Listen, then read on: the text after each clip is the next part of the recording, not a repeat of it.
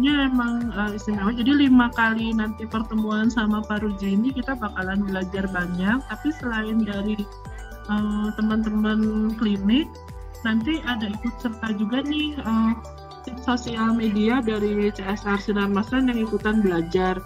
Ketika mencoba menampilkan dalam satu media informasi, ya rata-rata semuanya itu pengennya semua ditampilkan, semuanya pengen menonjol, sehingga justru malah kita sebagai orang yang diharapkan bisa membaca pesan itu dengan baik malah jadi ribet gitu. Ini yang terjadi, dan ini tidak hanya terjadi di spanduk yang saya foto ini. Bisa jadi apa yang Bapak Ibu lakukan saat ini masih banyak yang seperti itu. Saya akan coba menjelaskan detail lagi terkait dengan istilah-istilah ini. Yang pertama, kita mengenal ada yang namanya symmetrical balance.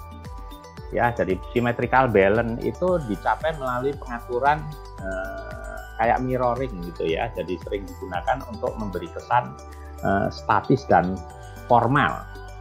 Jadi kalau Bapak Ibu punya satu bidang desain, kemudian hanya dibagi dua, misalkan atas, bawah, kiri, kanan, ya diagonal yang di bawah, diagonal yang di atas. Itu kita sebut membaginya itu sama rata, ya. Itu artinya kita sudah mulai mengenalkan yang namanya prinsip balance.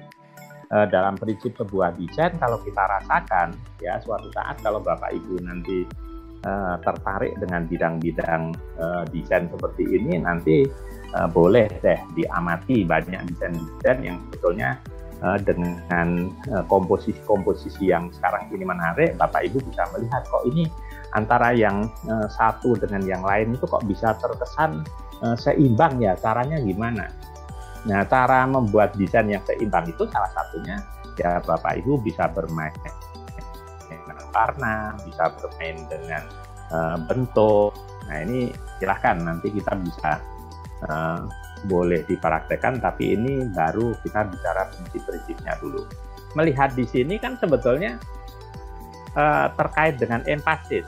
Nah, ini Lili mungkin ini kalau di sini empasisnya yang mana nanti? Empasisnya kalau aku lihat workshop desain prinsipalnya itu dulu Pak. Kedua, habis itu gambarnya Pak Ruji, fotonya. Ya, artinya sebetulnya setiap desain itu kan pasti perlu ada yang ditonjolkan gitu ya. Contohnya di kemasannya si Lili gitu ya. Apakah nama si rame-rame masuk dapurnya, atau jenis dari frozen foodnya itu sendiri, atau tadi visual dari gambar, oh ini ada kaki naga misalnya. Itu kan pasti setiap desainer pasti punya prinsip, oh saya mau tonjolkan ininya dulu gitu. Nah, supaya desain itu ada yang menonjol, salah satunya kan pasti dibuat, oh ini ukurannya dibikin lebih besar dari yang lain, warnanya dibikin lebih menonjol dari yang lain, sehingga ketika yang satu sudah menonjol, yang lain ya jangan semua ditonjolin. Nah, kalau boleh saya tanya nih ke teman yang lain atau siapapun mungkin boleh komentar nih. Kira-kira kalau di desain ini itu sebenarnya mana sih yang mau ditonjolkan? Silakan Bapak. Artonya Pak. Mas Arto ya? Iya. Iya kan? Atau baru SML launching itu loh. Ya, artinya di sini teman-teman kan sudah mulai paham nih. Pasti yang ditonjolkan Mas Arto.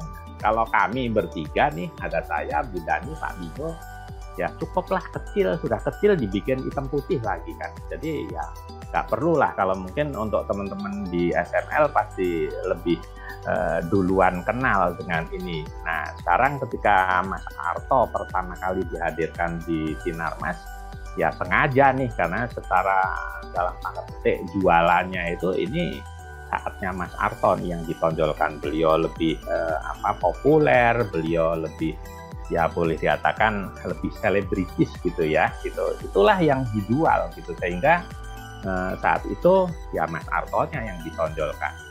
Kalau menurut Mbak Astrid itu apa sih sebetulnya yang pengen disampaikan gitu? Kalau sebagai orang awam gitu ya melihat desain seperti itu.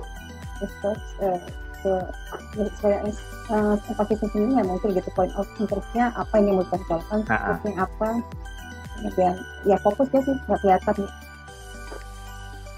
Jadi dan kenyataannya kan di antara kita itu masih ada yang senang kan seperti ini. Kayaknya kalau nggak rame itu nggak keren gitu ya. Hurufnya aja kalau dihitung ini mungkin ada lebih dari 10 huruf jenis huruf nih. Bahkan setelah rame pun ada dibikin warna-warni, dikasih outline gitu ya. Wah, semacam-macam lah. Dan ini teman-teman masih sering mengatakan bahwa desain seperti ini bagus. Ya oke, untuk secara estetika, secara warna itu menarik gitu. Tapi dari sisi keilmuan, ya tadi seperti bagaimana sebenarnya kita mau menonjolkan, ini apa sih sebetulnya yang ditonjolkan? Oh ternyata dia menawarkan untuk lomba mewarnai.